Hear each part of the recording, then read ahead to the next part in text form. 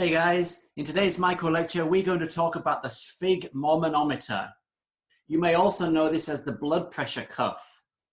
Now in the clinical face-to-face workshops, you are going to get a chance to practice taking someone's blood pressure. Now as a paramedic, this is a really important skill. Paramedics take blood pressures on pretty much every single patient they come into contact. As you may know through your readings, blood pressure is one of the biggest key indicators that helps paramedics determine how healthy a person's cardiovascular system is. So for example, if somebody's got low blood pressure, that's an indication for the need for some type of volume replacement, because if the blood pressure is too low, the brain and the vital organs are not going to get the oxygen that they need. And likewise, if it's too high, your patient's at risk of some kind of internal bleed or stroke or ruptured aneurysm or something of that nature. So blood pressure is really useful. Now, when you get to the workshops, you'll get a chance to practice this. You may have even had a chance to practice this before. You may have already bought your own sphygmomanometer or blood pressure cuff. It's the same thing. Or you may not have. Now, the college does have these. However, let's go through what this cuff.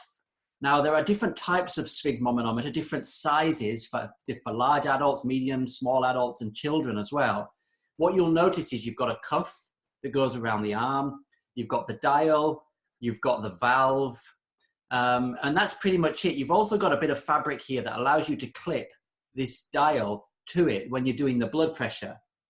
Now, when you're doing a patient's blood pressure, what you have to do with this skill is to break it down into its smallest steps, because it's a pretty complex skill. And one of the biggest things you need to make sure of, even before you get to doing the skill, is when you're doing your daily inspection of the vehicle in the morning, make sure that you've got your sphygmomanometer, make sure you've got it in the first place, make sure that it's working, give it a bit of a pre-test, and make sure that it's nice and clean as well. Because when you're going from patient to patient, it acts as a fomite, as a carrier of bacteria. Now, when you get to do the actual skill itself, there are a number of things that will help you to do this skill. And the first one is just to try and slow the skill down. Break it down into its different components. For example, one of the first components is going to be actually putting this on in the correct manner. Now notice how there's an artery mark. You line that up with the brachial artery. Something else that you'll do is, you'll need to get used to is to how to open this valve using your thumb and finger.